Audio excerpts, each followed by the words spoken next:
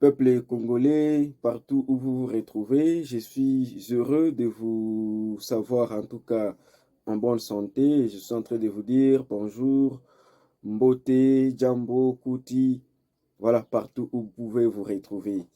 Je suis votre journaliste, analyste politique indépendant. Aujourd'hui, je viens parler d'une question d'actualité, la condamnation de Joseph Kabila par les États-Unis d'Amérique. Alors, moi, en tant que journaliste, analyste politique indépendant, je préfère qu'on retourne un peu dans le passé. Nous avons Joseph Kabila, ancien président de la RDC, qui a régné pendant 18 ans. Et aujourd'hui, on les retrouve derrière un mouvement rebelle qui est en train de s'aimer la terreur, le chaos dans la partie est de la République démocratique du Congo, notamment dans les provinces du Nord et du Sud Kivu.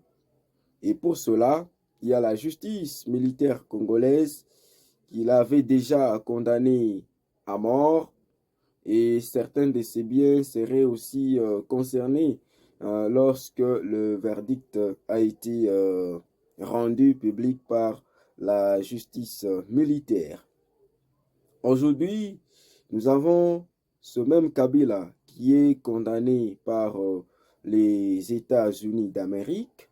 Alors, il faut comprendre que les États, non, lorsque les États-Unis condamnent, souvent, ça se limite au gel des avoirs. Il y a des transactions du concerné qui ne doivent plus être possibles avec des Américains. Alors, la plus grande question qui se pose, c'est l'impact de tout ça. Kabila est condamné par la justice militaire congolaise.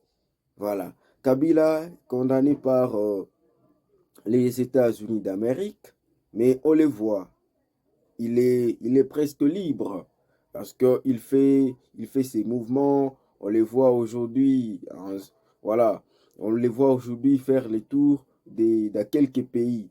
Alors, moi, en tant que journaliste politique indépendant, je vois que la situation, elle est la même. La rébellion du M23 soutenue par le Rwanda est en train toujours d'occuper des vastes territoires dans la partie est du pays. Et donc rien ne bouge, rien n'échange. Alors c'est la question qui se pose, quel est l'impact des sanctions? Quel est l'impact des sanctions? Alors, c'est vrai, il y a des gens certaines puissances qui peuvent ne plus collaborer avec Joseph Kabila pour les sanctions qui pèsent sur lui. Ça peut être considéré comme un des impacts. Mais le vrai impact, vraiment, la paix, on ne la voit pas s'installer. Alors, moi, je suis de ceux qui croient qu'il faut pousser les choses plus loin. Il faut aller, il faut prendre des mesures draconiennes. Il faut arriver à arrêter Joseph Kabila. Joseph Kabila doit être arrêté. Et c'est à la justice militaire congolaise d'émettre un mandat d'arrêt international contre Joseph Kabila qui mérite d'être arrêté et condamné. Il doit passer le reste de sa vie en prison.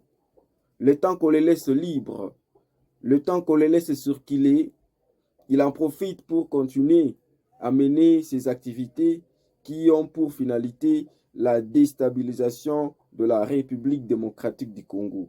En tout cas, j'invite ici le ministre de la Justice, Guillaume Ngefa, de mener déjà des démarches dans ce sens-là pour que Joseph Kabila soit arrêté et mis en prison. Voilà. Voilà ce qu'il faut. Et comme il y a déjà une peine de mort qui pèse sur lui, je crois que s'il faut qu'on applique cette peine de mort, voilà les démarches qu'il faut initier.